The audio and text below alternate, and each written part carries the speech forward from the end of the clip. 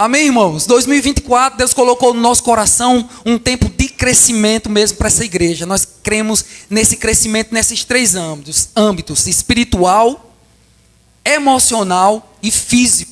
Então, algumas coisas você vai ver sendo aqui nessa igreja. Você vai ver avançando nessa igreja.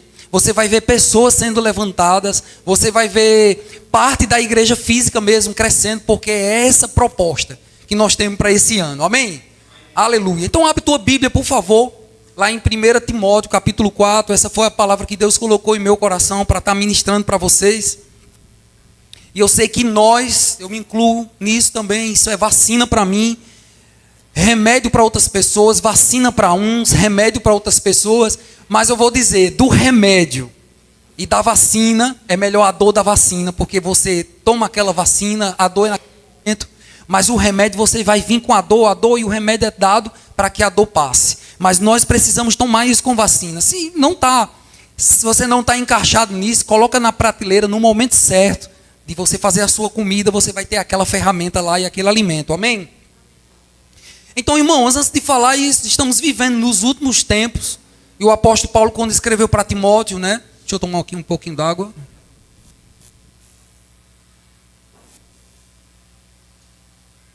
Eita, água gostosa. Obrigado.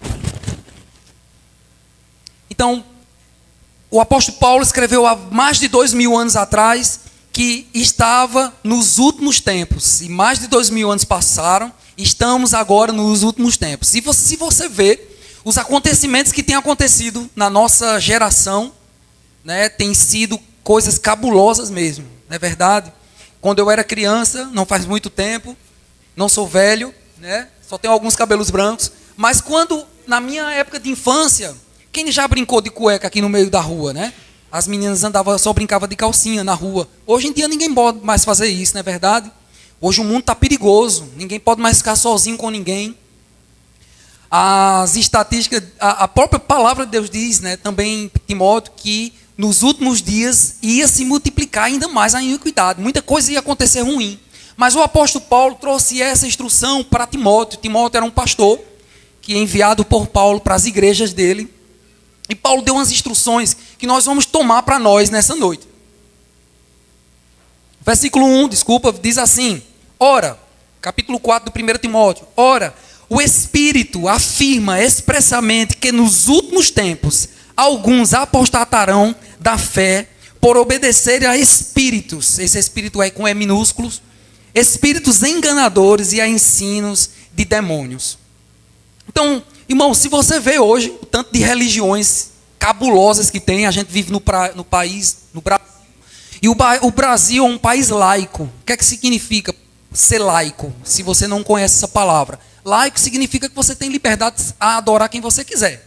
Se você, claro que eu não quero que você faça isso, mas se você vê, é melhor, alguém lá no meio da rua adorando um cachorro, é livre, a pessoa é livre para fazer isso, né?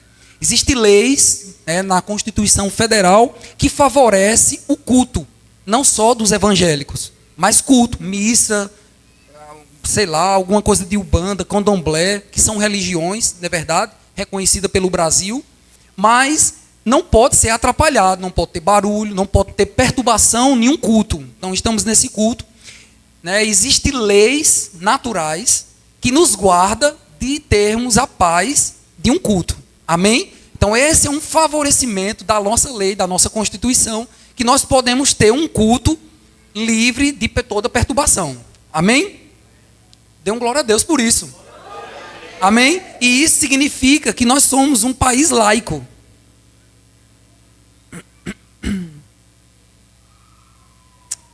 E essa liberdade a gente não tem em outros países. Não é verdade?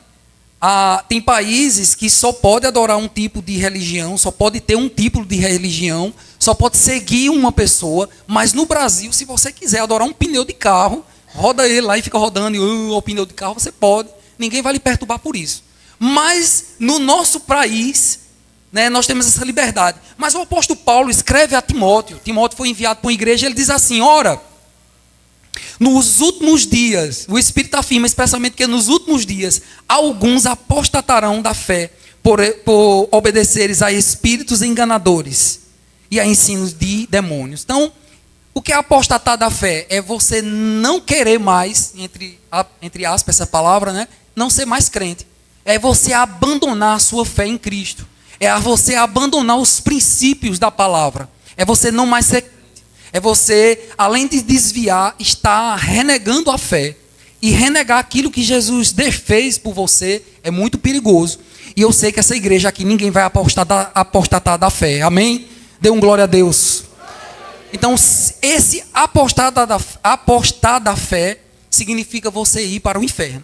Mas o versículo 2, o apóstolo Paulo vem escrevendo, nós vamos ler todo o capítulo, e ele diz assim: pela hipocrisia dos que falam mentiras e os que cauterizam a própria consciência. Você já viu alguém falar alguma coisa errada? Você sabe que a pessoa está errada. Às vezes a pessoa sabe que está errada, e mesmo assim ela ensina, ela faz um ensinamento pecaminoso, fazendo outras pessoas pecarem.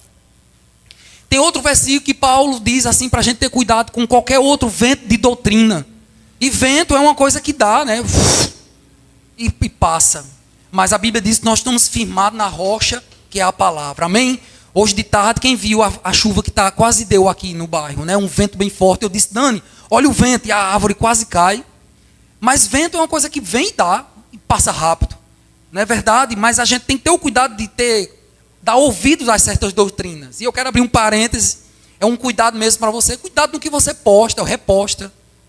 Está compartilhando, às vezes, de palavras, de frases, de pessoas que você não sabe nem de quem é, só porque achou bonito. Então, muito cuidado com isso.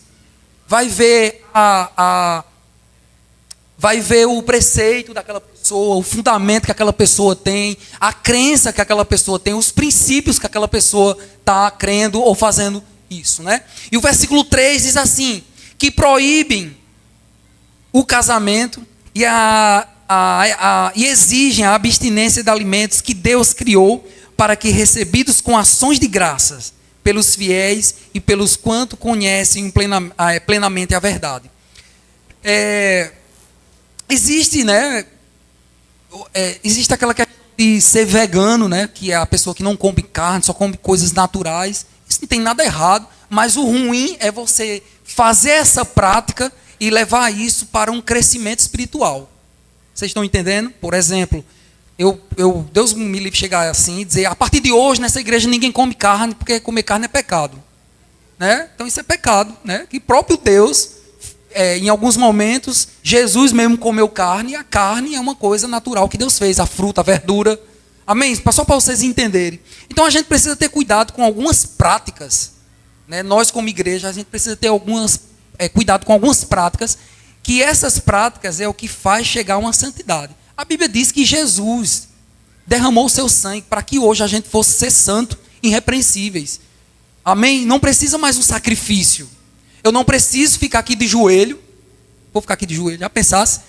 Porque você está de joelho, eu estou ficar assim para ficar santo, né? Eu ficar o culto todinho, pagar uma promessa de ficar de joelho para ficar santo. Não precisa, diga, não precisa. Nós, através de Jesus, Ele já nos santificou. O que é que nós precisamos hoje? Andar em santidade.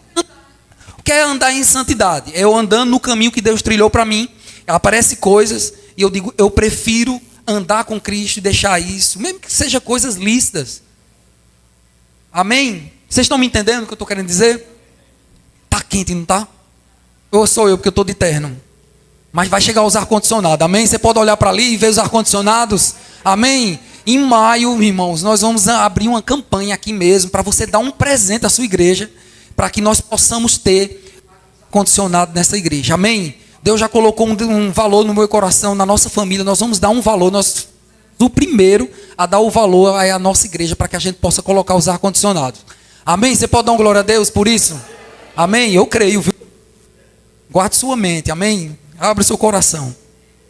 Versículo 4, pois tudo que Deus criou, diga, tudo que Deus criou é bom, e recebido com ações de graça, nada é recusável, amém? Então, o que é que ele está querendo dizer? Como eu disse, não precisa fazer rituais para que a gente se torne santo e aceitável diante de Deus. Antigamente, na velha aliança, tudo era uma sombra, ou seja, eu tinha que pegar um animal, tinha tinha que cortar um animal, eu tinha que derramar o sangue dele, tinha que fazer um holocausto. Já pensou aqui, se eu fosse trazer minha adoração ao Senhor, eu ia botar aqui um montoado de pedras, eu ia trazer um boi, trazer o boi aqui, o boi aqui, né? E o boi ia defecar aqui, ia ser a maior sujeira, não é verdade? Cortar o boi, o sangue do boi ia cair, e eu ia derramar aqui, ia tocar fogo, subir aquele fedor de sangue queimado, aí seria a minha adoração diante de Deus. Hoje não precisa, irmãos. Sabe o que precisa fazer? Você precisa, até de braços cruzados, você está adorando ao Senhor, você está ali falando com o Senhor, você está vivendo sua vida, mas a Bíblia diz que nós precisamos levantar mãos santas, não precisa mais fazer sacrifício. Amém? Diga, eu não preciso fazer sacrifício. Diga, Jesus já fez por mim. Amém? E o versículo 5, porque pela palavra de Deus e pela oração é santificado. Então todas as coisas que nós fazemos é santificado. O versículo 7, rejeita as fábulas profanas e de velhas caducas. Exercita-te pessoalmente na verdade. Eu vou falar só uma brincadeira, mas quem já teve medo aqui de comer ovo com manga, com suco de manga, né? Aí dizia que morria, não tome jaca, depois tome água, não morre, né? Não tinha essas coisas, né? Cuidado de você fazer isso, porque senão o diabo vem lhe pegar, né? Quando eu era criança, minha mãe não me batizou na igreja católica, e eu tinha medo que minha mãe disse que eu era pagão, as pessoas diziam que eu era pagão, e que vinha alguém pegar na minha perna de madrugada. Então são essas fábulas, são coisas, né? São fortalezas na sua cabeça. Outra coisa, né?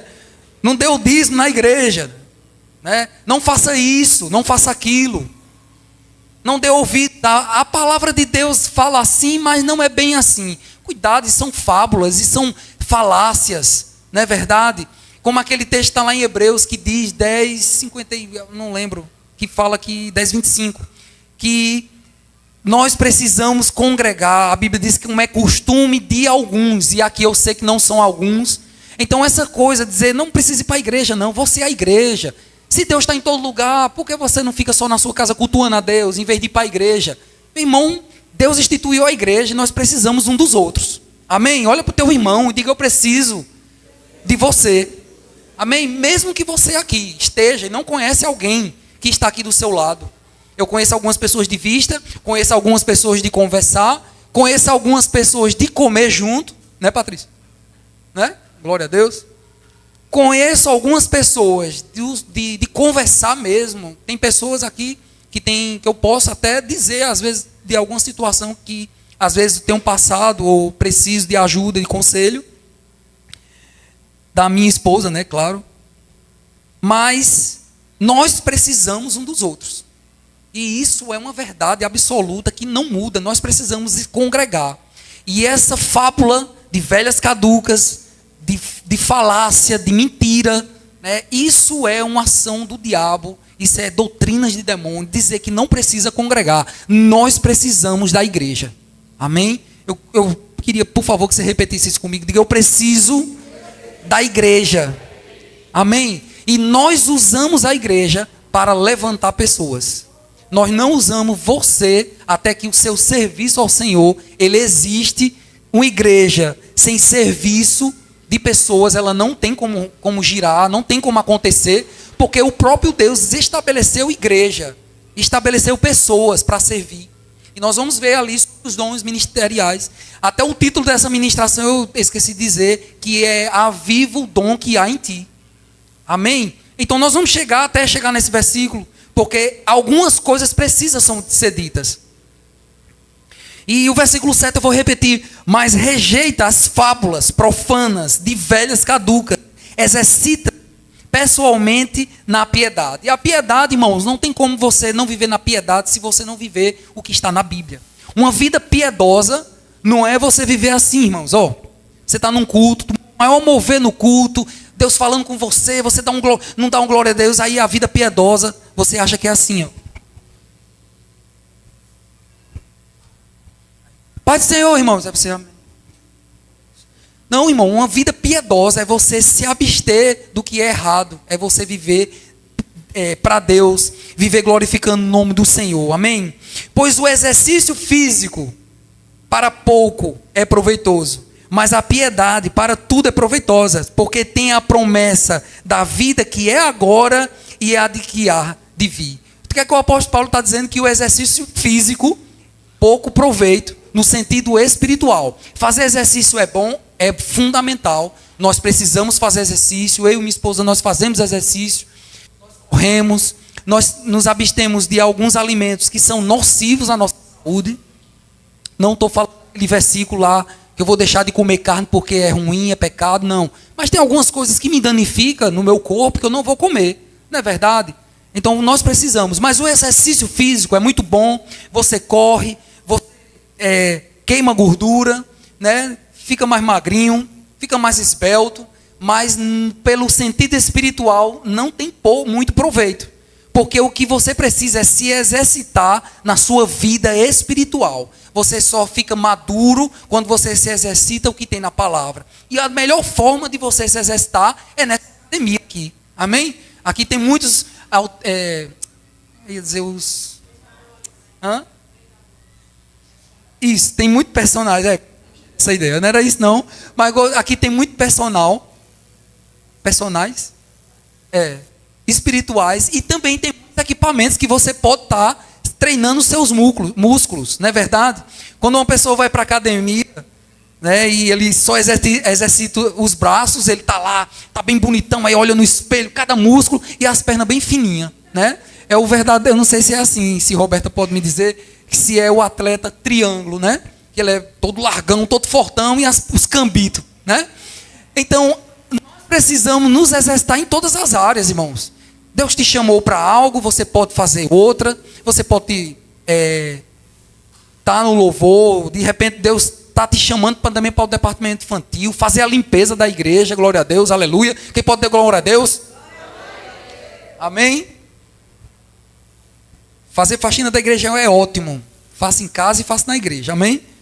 Mas se você quiser fazer, procura Dani aí, que dá o seu nome, amém? Dê o seu nome mesmo e faz. Fica livre nisso, irmãos. Fazer faxina não é uma coisa ruim. Quando você faz uma faxina em algo, a minha Bíblia está aqui, eu começo a organizar a minha Bíblia, eu começo a organizar meu celular, de repente você está fazendo outra coisa, isso faz bem para a sua mente. Então, como a Bíblia diz, o exercício pouco é proveitoso. Mas quando você pratica a piedade, isso é que é para agora e para a vida que há de vir. Você precisa viver uma vida piedosa, você precisa estar se exercitando nisso. E a melhor forma é na igreja, você amando um ao outro, perdoando um ao outro. Amém? O versículo 9, fiel é esta palavra e digna de aceitação. Então toda essa palavra que ele está dizendo, como a Bíblia toda, ela é digna de aceitação. Não são palavras minhas, irmãos, está na Bíblia e nós precisamos nos exercitar nisso.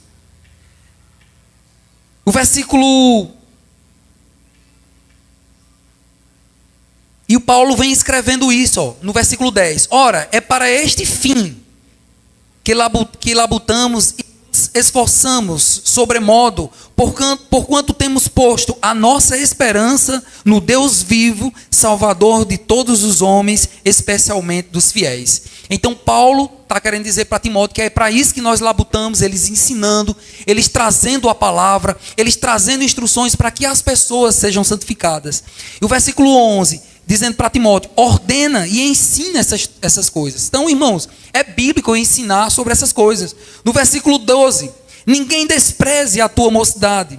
Pelo contrário, torna-te padrão dos fiéis na palavra, no procedimento, no amor e na fé, na pureza. Irmãos, tem pessoas jovens aqui que servem nessa igreja, tem pessoas maduras que servem também. Mas essa mocidade nós podemos trazer para os nossos dias de hoje. E a Bíblia diz assim, ninguém despreze, não despreze sua vida, não despreze aquilo que Deus te estabeleceu. Não despreze a tua mocidade, pelo contrário, torna-te padrão dos fiéis. Na palavra, você precisa estudar a palavra, você precisa conhecer os versículos, você precisa cumprir a palavra que você dá. Amém? Você precisa cumprir, isso está lá um dos valores do nosso ministério, integridade da palavra. Você precisa ser íntegro no que você fala. e torna-te padrão dos fiéis na palavra, no procedimento. Nós precisamos ter um procedimento santo, puro, amém? Se proceder com as pessoas de maneira pura, para que a gente possa ter uma vida mansa e também no procedimento, no amor, na fé e na pureza. E o apóstolo Paulo, no versículo 13, diz assim: até a minha chegada, aplica-te à leitura, à exortação, ao ensino. Então, o apóstolo Paulo tinha enviado Timóteo até lá, e lá ele tinha instruções que deu para Timóteo, mas até lá ele disse assim: ora, aplica-te na leitura, na exortação e no ensino. E falar de ensino, eu queria indicar 2 livros para vocês, e nós estamos hoje inaugurando nosso Verbo Shopping. Você pode dar um glória a Deus? Pensando no seu crescimento, irmãos, espiritual, emocional e físico. Obrigado, Aurélio. Nós estamos lançando ali, se você quiser olhar para trás ali, nós estamos lançando nosso Verbo Shopping, amém? Isso é uma realidade, irmãos. Essa igreja, ela pensa no seu crescimento, amém? Como? Com livro, com literaturas de grandes homens de Deus, como Tony Cook, esse livro Qualificados, eu queria estar indicando, baseado naquilo que eu estou ministrando, Qualificados. Você pode estar ali vendo o preço, bem barato, não vou dizer o preço para você ficar curioso, e ali o pessoal do Verbo Shopping. Também quero indicar esse livro, Em Busca de Timóteo. Você sabe quem é Timóteo? Alguém sabe quem foi Timóteo? Alguém sabe quem foi Timóteo? Quem sabe quem foi Timóteo, levanta a mão. Quem não sabe quem foi Timóteo da Bíblia, pode levantar a mão. Quem não sabe? Pode levantar, pessoal, não tenha vergonha não. Quem não sabe, pronto, procura ali o Verbo Shop, compre esse livro e você vai saber porque está dizendo assim: em busca de Timóteo. Eu vou só dar uma palhinha. Timóteo foi um pastor altamente submisso a Paulo, e Paulo era um apóstolo. E ele enviava pessoas para a igreja. Então, irmãos, procura ler esses livros. Essa é a minha indicação de hoje, mas tem outras indicações ali poderosas. Esse Em Busca de Timóteo é poderoso. Amém? Eu li esse livro, muito bom, e eu quero que você leia mesmo e vocês sejam edificados com a palavra que tem sido. Então procura lá, faz o pedido, tem um catálogo que Dani pode estar falando para vocês, e vocês aí podem estar avançando. Eu, como pastor dessa igreja, quero que você leia. Amém? Aleluia. Diga: eu estou muito feliz com o Verbo Shopping. Eita, meu Deus. Vamos lá.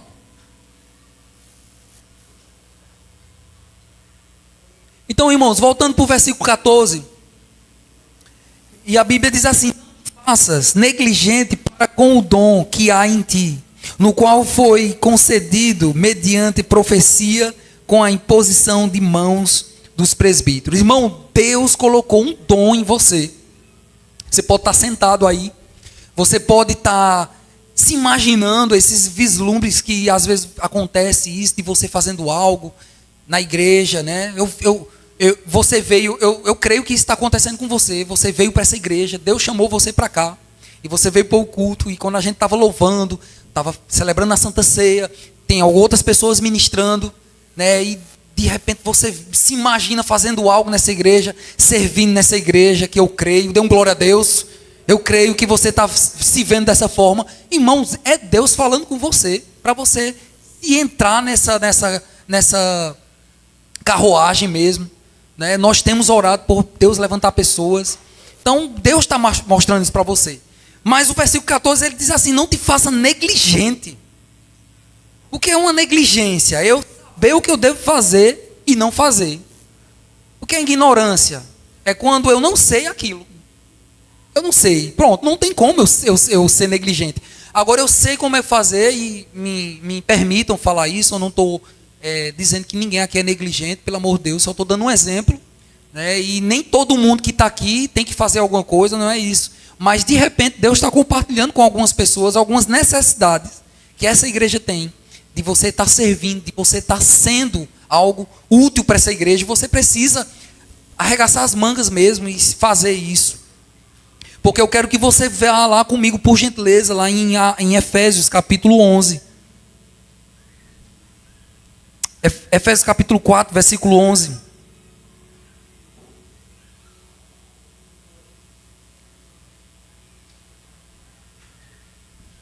Efésios, capítulo 4.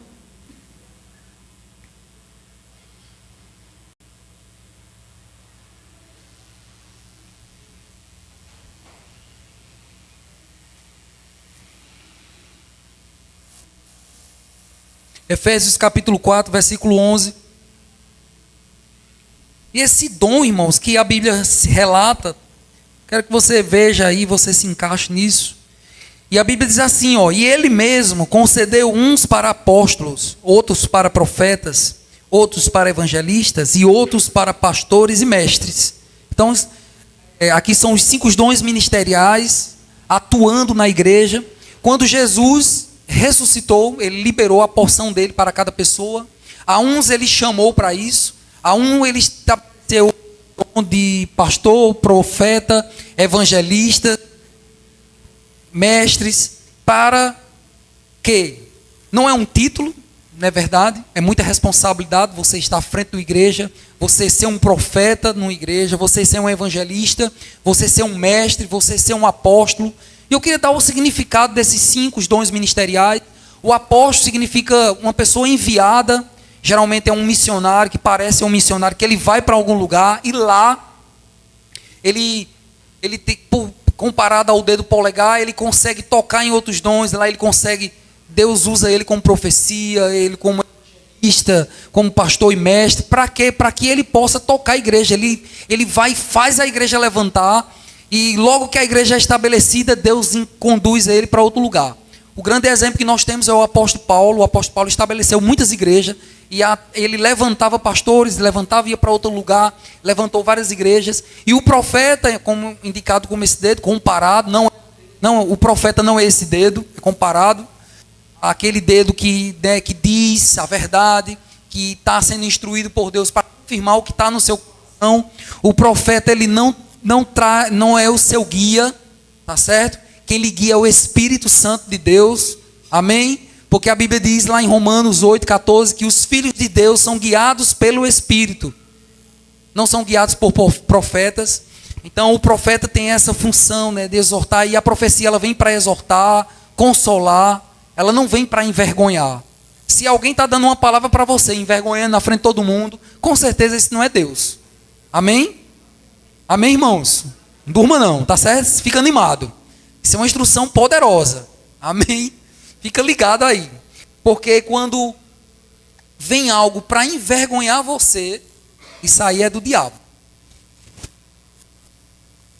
E o evangelista, por comparar o dedo maior, é aquele que alcança, aquele que gosta de evangelizar a lugares onde a gente não consegue ir, aquela pessoa vai, consegue pessoas, levanta, traz pessoas, é o dedo maior, que é comparado a isso. O dedo anelar, que é o pastor, que é comparado, que é casado com a igreja, que está com a igreja, que é o chamado local, né? Você vê que um pastor, ele está no local, ele está com as pessoas. O profeta, ele pode dar uma profecia, o evangelista pode ir, volta, mas o pastor está ali cuidando da pessoa, ele conhece as pessoas, o problema das pessoas, ele aconselha as pessoas, é como um pai mesmo que está ali com as pessoas. O mestre, que é esse dedo midinho, que é aquele dedo onde vai lá, né, e esmiuça as coisinhas lá, vai lá dentro, né, não vou dizer que vai catucar o ouvido não, que é antiético, mas é aquele comparado ao mestre. Ele pega a palavra e ele ensina de uma forma, ele vive a palavra e ele abre a Bíblia de uma forma, ele pega um versículo. Um mestre, ele pode pegar um versículo e trazer uma ministração bem poderosa, porque ele tem aquela habilidade mesmo de ensinar. Então, é comparado a mão, né, que é a atuação de Deus na igreja, que é o apóstolo, o profeta, o evangelista, o pastor e o mestre. E tem uma função para isso. E esses 5 dons ministeriais, eles não é um destaque, ele não é uma categoria elevada, né, onde as pessoas podem estar pensando que seja um destaque, né, é mais responsabilidade.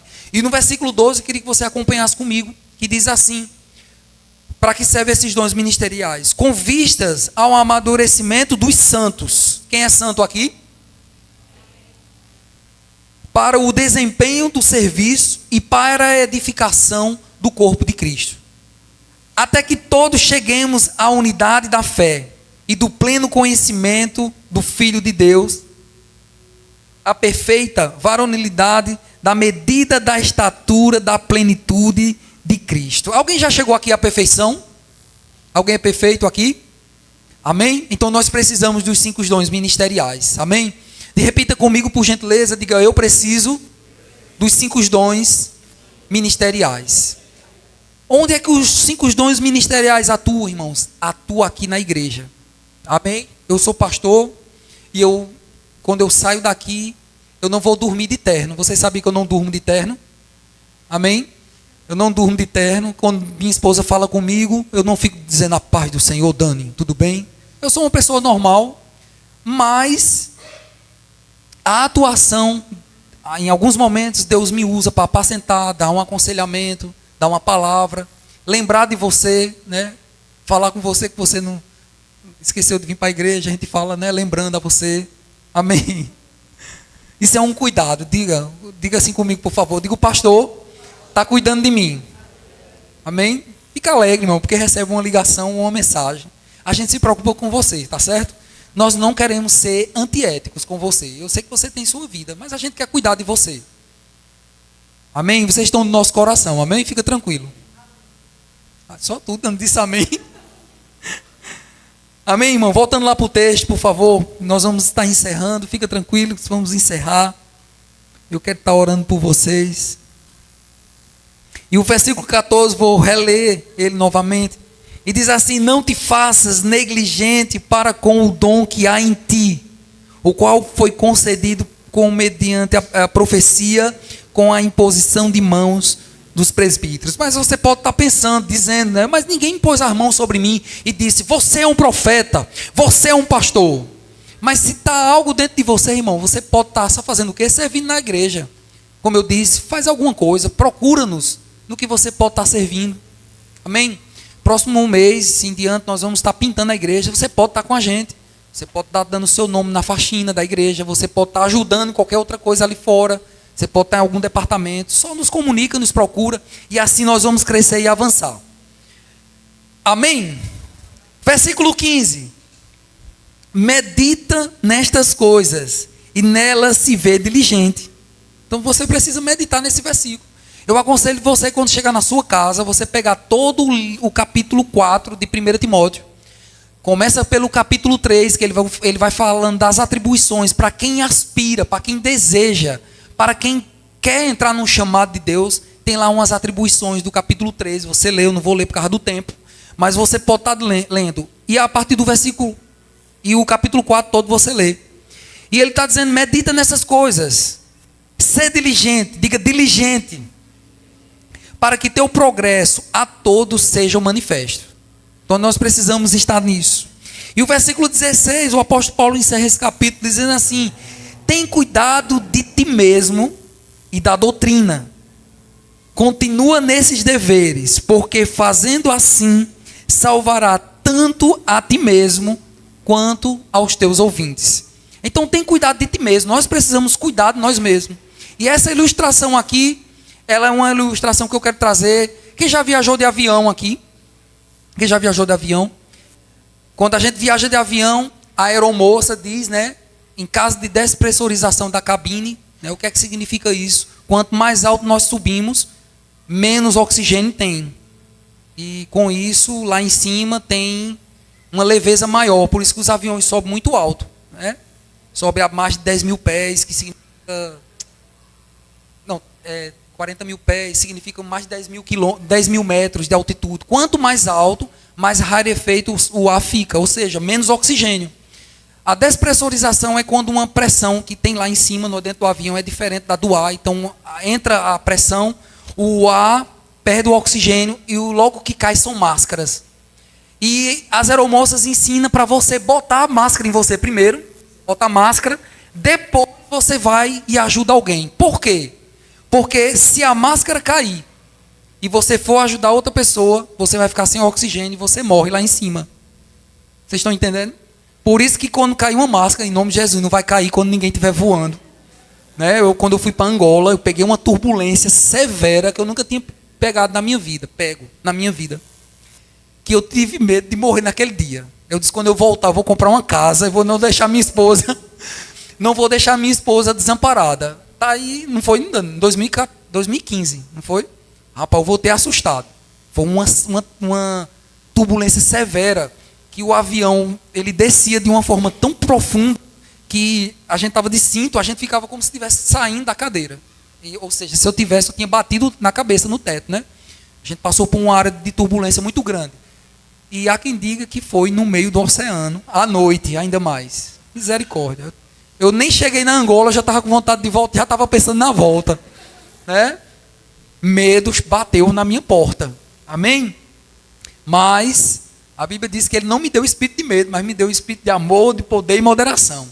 E eu voltei, graças a Deus, e estou aqui. Comprei minha casa, viu? Não deixei deixar minha esposa desamparada. Amém? Mas o apóstolo Paulo traz esse versículo aqui. Tem cuidado de ti mesmo. Nós precisamos ter cuidado de nós mesmos, irmão. Nós estamos nos últimos tempos e nós temos que pegar a Bíblia mesmo, a palavra, e estar colocando dentro do nosso coração. Colocar na mente, fazer com que a nossa mente seja renovada realmente com a palavra. Nós precisamos ter muito cuidado. Estamos vivendo uns tempos muito difíceis. E nós precisamos estar cuidando de nós mesmos. Tem cuidado de ti mesmo e da doutrina, que é a palavra. Continua nesses deveres, porque fazendo assim salvarás tanto a ti mesmo quanto aos teus ouvintes. Nós precisamos, em algum momento de turbulência, colocar nossas máscaras e cuidar das pessoas. Cuida de você, que aí você vai ter capacidade de cuidar de outras pessoas. Aquilo que está ardendo no seu coração, em cuidar de outras pessoas, você precisa se instruir, você precisa colocar a palavra no seu coração, você precisa estar congregando, você precisa estar se submetendo a alguém, para que assim você possa cuidar de outras pessoas. Tem um meme que diz assim, um homem, né, dizendo, rapaz, é muito difícil ser crente. Né? O crente não pode fazer aquilo, não pode fazer isso, não pode ser aquilo. Né? A Bíblia diz que o caminho ele é estreito. E esse caminho estreito significa que você não pode levar muita coisa. Não é verdade? Não pode levar muita coisa sua. Pensamentos, fábulas profanas, né, de velhas caducas. Ou seja, muito blá blá blá, muito achismo, fortalezas na sua mente. Né? São fortalezas, são barreiras que você fecha a sua mente. A pessoa, você sabe da verdade, você sabe o que deve fazer, a pessoa está lhe dizendo, mas eu digo, daqui esse pensamento não entra. E esse pensamento também nem sai. Eu vou viver essa vida, que é uma fortaleza, é nada mais de uma civilização fechada. Ninguém entra, ninguém sai. Não é verdade?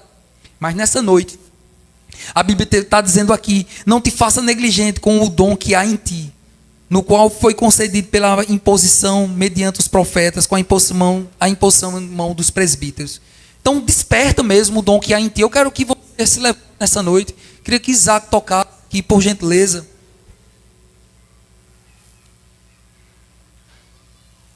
E eu queria que a gente levantasse mesmo, né? Eu queria fazer uma oração por você, você que tem o seu dom, né?